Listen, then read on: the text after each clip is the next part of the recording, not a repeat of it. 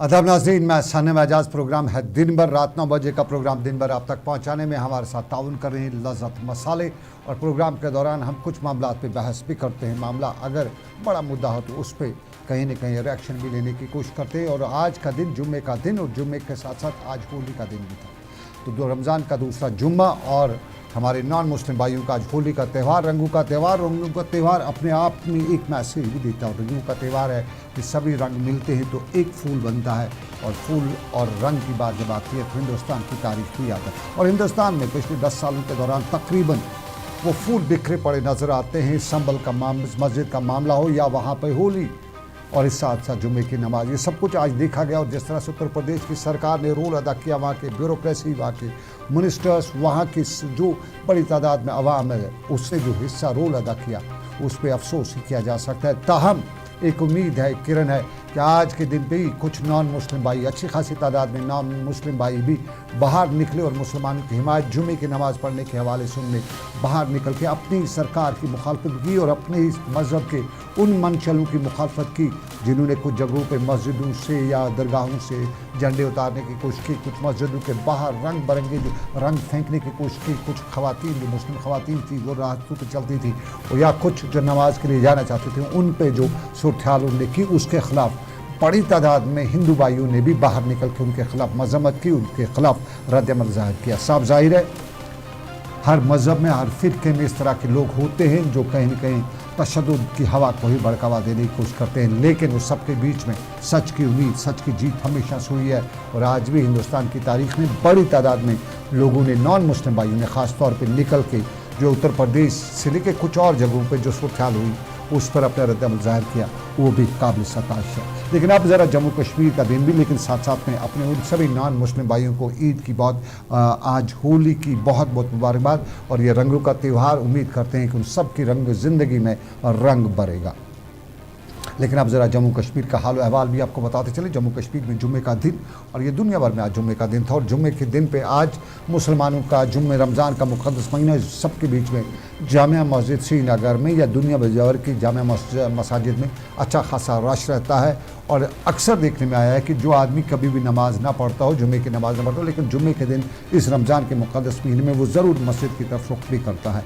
और आज चूँकि बड़ी तादाद में लोग मसाजिद में आते रहते हैं, लेकिन श्रीनगर की जामिया मस्जिद में एक ख़ास शख्स को आज जुम्मे की नमाज़ पढ़ने की इजाज़त नहीं दी गई। अंजुमन औक़ाफ़ जामिया मस्जिद श्रीनगर ने आज बताया कि मीर वाइज़ कश्मीर मौलवी मोहम्मद उमर फ़ारूक को फिर एक बार आज जुम्मे के दिन पर श्रीनगर की जामिया मस्जिद में नमाज पर आने की इजाज़त नहीं दी गई। और अंजुमन औक़ाफ़ इस जामिया मस्जिद ने आज इस अपने एक बयान में मीर वाइज़ की आज की रुकावट को बिला जवाज़ करार देते हुए गैर मुनसिफाना कार्रवाई भी बताया है। और बताते हुए बताया कि जब पूरी दुनिया में रमज़ान का मुक़द्दस महीना चल रहा है और आज मुसलमानों का अक़ीदत के मुताबिक शैतान यूजुअली बंद ही हो जाता है, लेकिन फिर भी बहुत से मामले जो ऐसे हैं जिस तरह यूँ लगता है कि शैतान खुला ही है। और इस सब के बीच में आज मजहबी फ़राइज़ अंजाम ना रोकने, ना देने की इजाज़त देना अपने आप में अफसोसनाक है, शैतानी काम है। ये बहुत से आज बता रहे थे। और मीर वाइज़ आज श्रीनगर की जामिया में मस्जिद में जमा हाजिर नहीं हो सके, उन्हें आज नमाज की इजाज़त नहीं दी गई। ये तस्वीर के एक रुख। लेकिन हम ज़रा दूसरे रुख पे भी चलते हैं। दूसरा वो कहते हैं कि झूठ जब ज़्यादा बोला जाए, तब अगर सच भी बोला जाए तो सच पे भी यकीन नहीं आता है।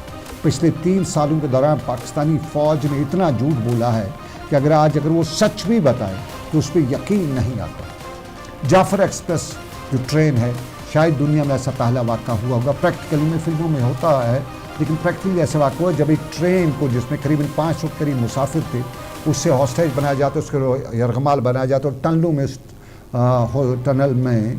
में इस जाफ़र एक्सप्रेस को यरगमाल बनाते हुए पाकिस्तान में आम लोग मारे गए। पाकिस्तानी फ़ौज जो है, वो OIC के लोग जो पाकिस्तान के वो भी मारे गए। साथ में पाकिस्तान दावा करती है, पाकिस्तानी फ़ौज दावा करती है कि हमने दहशतगर्दों को भी मारा है। पाकिस्तान की इस ट्रेन के हादसे पर ख़ुद पाकिस्तान के अंदर से और बाहर दुनिया के अक्सर ममालिक में रद्द-ए-अमल जो सामने आ रहा है उसमें फ़ौज की लिपाई हो रही है। और कुछ लोग ये भी बता रहे हैं कि कोई और नहीं है, ये जो टेररिस्ट वेरिस्ट जिस तरह भी पाकिस्तानी फ़ौज कहती है, ये कुछ नहीं थे, उनके अपने गुरखे थे।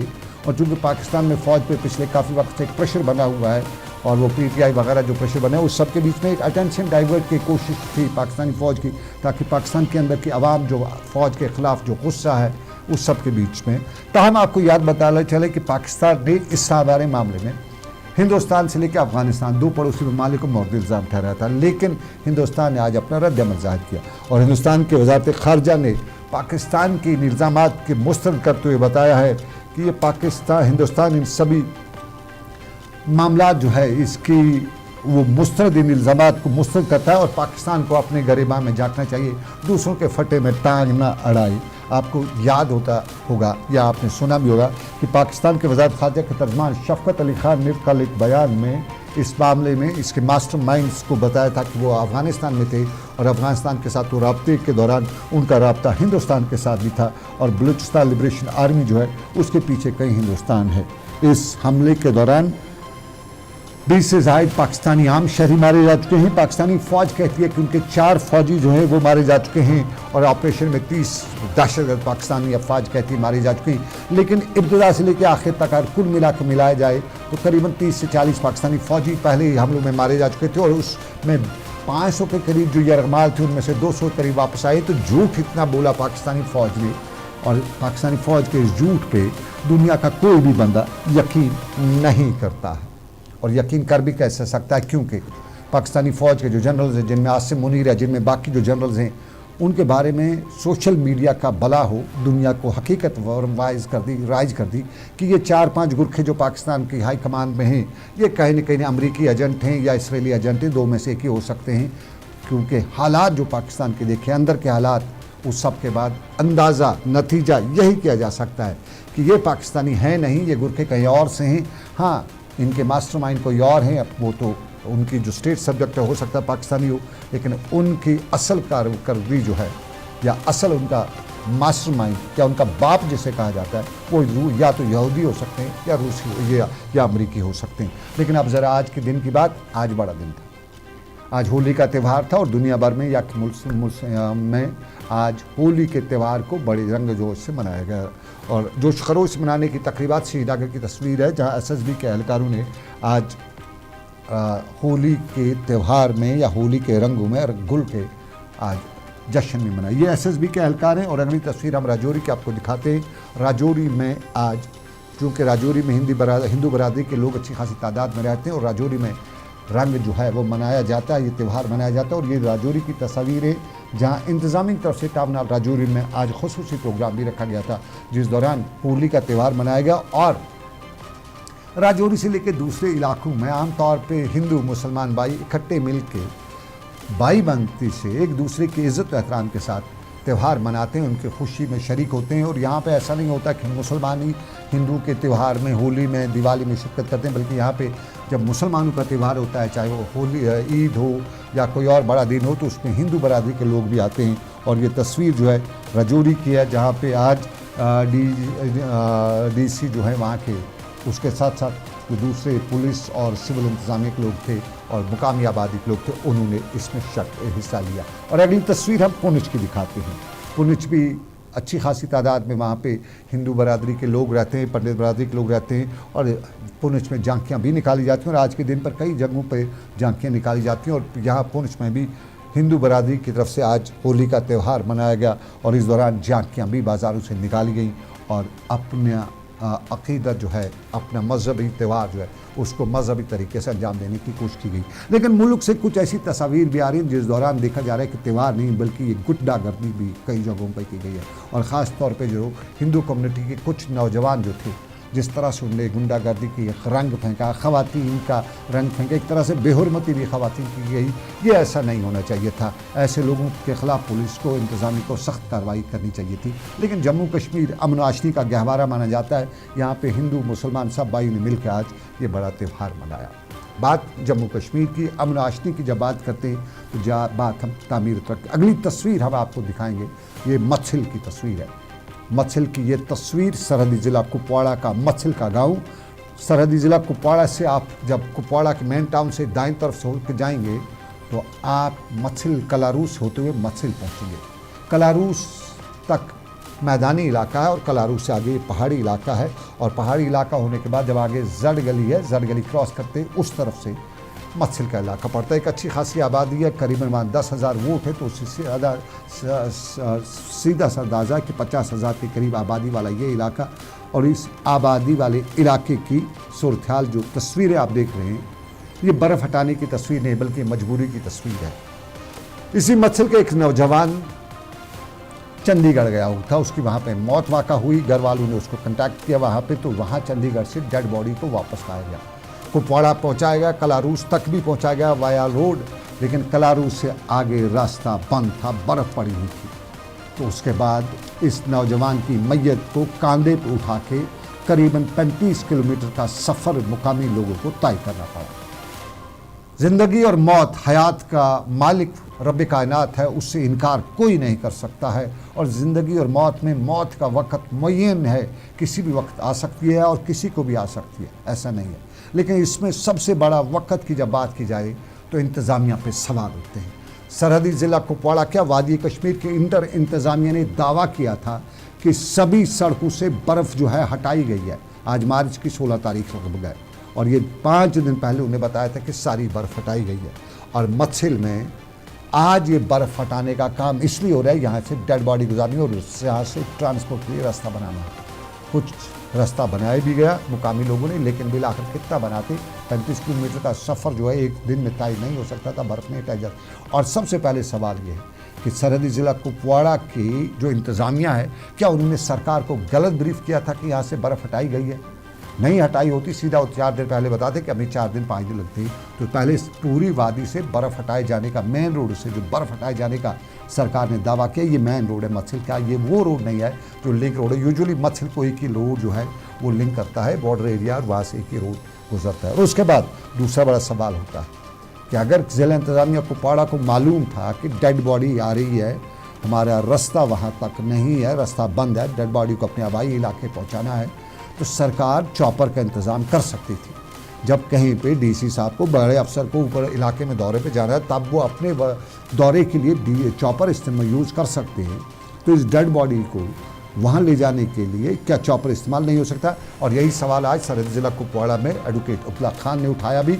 और एडवोकेट उपला खान जो PDP के बड़े लीडर हैं, ने आज इस मामले पर अपना रद्दअमल जाहिर करते हुए बताया कि इंतज़ामिया क्या सरकार अब पब्लिक पॉलिटिकल गवर्नमेंट है। आज उम्मीद थी कि सरकार आवाम के हित की बात करे, आवाम के मुफाद की बात करे और आवाम के मुफाद के लिए इकदाम उठाए, लेकिन ये इकदाम ना उठाना खुद अपने आप में बयान करते हैं कि इंतज़ामिया जो कुपवाड़ा की है या ओवरऑल इंतज़ामिया जो है वो सिर्फ कागजी मिसाइल दाग रही है, ज़मीनी सतह पर ऐसा कुछ नहीं है। एडवोकेट उल्ला खान को सुनते हैं। जवान गौहर अहमद मीर जो अपनी बी फार्मेसी सर्टिफिकेट लाने के लिए चंडीगढ़ गया था, बदकिस्मती से उसकी वहीं हार्ट अटैक की वजह से मौत हो गई। जब उसकी मैयत को कुपवाड़ा में लाया गया तो उसे मच्छर ले जाना था अपने गांव में। चूँकि रोड बंद थी, मच्छर में काफ़ी ज़्यादा बर्फ़ है, इस वास्ते हुकूमत को चाहिए था कि उसके लिए चापर का इंतज़ाम करती। लेकिन बदकिस्मती का मुकाम ये है कि हुकूमत ने ऐसा नहीं किया और उनके वारिसीन को और मच्छर इलाका के लोगों को उसकी जो मैयत थी उसको तकरीबन 25 किलोमीटर के आसपास एक स्ट्रेचर पर लेना पड़ा, तब जाके वो अपने गाँव पहुँचे और उसको दफन किया। अफसोस की बात यह है कि हुकूमत का ये चापर जो है, ये हेलीकॉप्टर जो है, किसके लिए इस्तेमाल होता है? अगर ये ऐसे वाक़ा के लिए इस्तेमाल नहीं होगा तो उससे बड़ी बदकिस्मती क्या हो सकती है। इस दौरान ये बात काबिल जिक्र है कि इस दौरान आर्मी और बीकन ने उनकी काफ़ी हद तक मदद की, हालांकि वो ज़्यादा कुछ कर भी नहीं सकते थे। लिहाजा मेरी हुकूमत से गुजारिश है कि वो एक्सप्लेन करे ऐसे वाक़ात में उनका क्या रोल बनता है, क्योंकि एक इलेक्टेड गवर्नमेंट है। अगर सरकार का क्या रोल बनता है, elected government, not elected government का क्या रोल बनता है? और सरकार की जिम्मेदारी नहीं थी कि वो वहाँ के लोगों के लिए चॉपर फराहम करे। ये तस्वीर का एक बड़ी तस्वीर, ये मत्सिल का वीडियो सोशल मीडिया पे बड़ा वायरल हो रहा है। मुल्क के कुछ हिस्सों में भी कुछ यूट्यूबर्स, कुछ सोशल मीडिया इन्फ्लुएंसर जो हैं वो इस पर अपना तजिया तबसरे कर रहे हैं और जम्मू कश्मीर की आवाम, जम्मू कश्मीर की इंतज़ामिया को चारों शाने चित भी किया जा रहा है, बड़ा वायरल हो रहा है। आपको याद दिलाते चलिए, सोशल मीडिया पर कश्मीर से मुतल्लिक 2 चीज़ें आज बड़ी वायरल है, एक ये मत्सिल का वीडियो और दूसरा जावेद बेग। जावेद बेग नेशनल कॉन्फ्रेंस के एमएलए हैं, वो बारामूला सबकी बार इलेक्शन जीत के आए हैं और उनका मीडिया के 2 नुमाइंदों के साथ जम्मू कश्मीर के असम्बली की लान में जो बातचीत हुई है उसको लोग बड़ा सोशल मीडिया पे वायरल करते हुए उनके माजी के रिकॉर्ड को भी खंगाल रहे हैं। माजी का रिकॉर्ड आपको बताते चलें, जावेद बेग नेशनल कॉन्फ्रेंस में ज्वाइन करने से पहले पीडीपी में थे और वो पिछले इंतखाबात 2016, 15-16 के इंतखाबात में बारामूला से इलेक्शन जीत कर आए थे और पीडीपी के तब उनकी असम्बली में फारूक उमर अब्दुल्ला के ख़िलाफ़ तकरीर बड़ी बहस बनी हुई थी और उस वक्त के हिसाब से भी वो बड़ी वायरल हुई थी। लेकिन आज की तारीख़ में उनका मीडिया के 2 नुमाइंदों से उनका मुबैना तौर पे नाजेबा सलूक जो है वो बड़ा वायरल है और पिछले ऑडियोज़ और पिछले वीडियो से लेके अगले ऑडियोज़ और आज के ऑडियोज़ और वीडियोज़ को इकट्ठे मिलाते हुए जावेद बेग को भी चारों शाने चित करने की कोशिश की जाती है। अब देखते हैं जावेद बेग इस पर अपना क्या रद्द-ए-अमल देता है। यूजुअली बेग बारामूला से ताल्लुक़ रखते हैं। और अब आपको नाज़रीन बताते चले, थाना दिवस अवाम और पुलिस में दूरियाँ कम करने की एक कोशिश माना जाता है और इसी थाना दिवस का प्रोग्राम आज रामबन में भी पुलिस ने किया था, जहां डीआईजी श्रीधर पाटिल बतौर मेहमान एसोसिएशन मौजूद रहे, जबकि उनके साथ मुअज़्ज़िज़ शहरी, ट्रेडर फेडरेशन के नुमाइंदे, ट्रांसपोर्टर्स, साबका पंच सरपंच और उसके अलावा दूसरे और लोगों ने भी शिरकत की। अवामी अहमियत के कुछ मामलों पर यहाँ रोशनी भी डाली गई और पुलिस और अवाम के दरमियान बेहतर तालमेल पर जोर देने की बात की गई। श्रीधर पाटिल ने यहाँ इस बात का अहाता भी किया कि इस दिवस का या इस दिन का, थाना दिन का मनाने का बुनियादी मकसद यही होता है कि अवाम और जो पुलिस है उसके दरमियान अगर कहीं कोई कमी हो, दूरियां हो, उसको बेहतर किया जा सके और सामने लाया जा सके। ये तस्वीर का एक पहलू रामबन से, लेकिन थोड़ा सा रामबन से इधर को आते हैं और ये श्रीनगर से थोड़ा सा आगे को चले जाते हैं, इसको पुलवामा कहते हैं। और पुलवामा के मामले को लेकर आज मुकामी लोग नहीं बल्कि पीडीडी के लोग भी एहतजाज कर रहे थे। ये पीडीडी के मुलाजिम थे और एहतजाज करते हुए बता रहे थे कि पावर डेवलपमेंट डिपार्टमेंट के एक मुलाजिम पर तशद्दुद किया और ये मुरन पुलवामा में हुआ और मुरन पुलवामा में तशद्दुद करने पर उनका मुलाजिम जो है ज़ख्मी हुआ है। और आज पुलवामा में जो बिजली के मुलाजमीन हैं उन्होंने एहतजाज करते हुए बताया कि एफआईआर दर्ज नहीं की जाती है और इस पर उन्होंने आज हंगामा भी किया। उनकी ज़रा सुन लेते हैं कि हम जो हमारे बिजली मुलाजमीन हैं दर दर की ठोकरें अब खा रहे हैं, जबकि हम बारिश में, बर्फ में, जलजले में, कोविड में हमेशा गवर्नमेंट का साथ देते रहे, हमेशा गवर्नमेंट का काम करते रहे। लेकिन आज हमें लग रहा है कि हम एडमिनिस्ट्रेशन का हिस्सा नहीं है। आज हमें महसूस हुआ कि हम डीसी साहब से गुजारिश करते हैं, आप ये वाज़ेह कर दीजिए कि हम एडमिनिस्ट्रेशन का हिस्सा है कि नहीं है। अगर हम एडमिनिस्ट्रेशन का हिस्सा नहीं है तो आप बताइए, हम घर में जाके बैठेंगे, हम अपनी नौकरियां छोड़ के अपने अलायाल को पालने के लिए कोई दूसरा काम ढूंढ देंगे।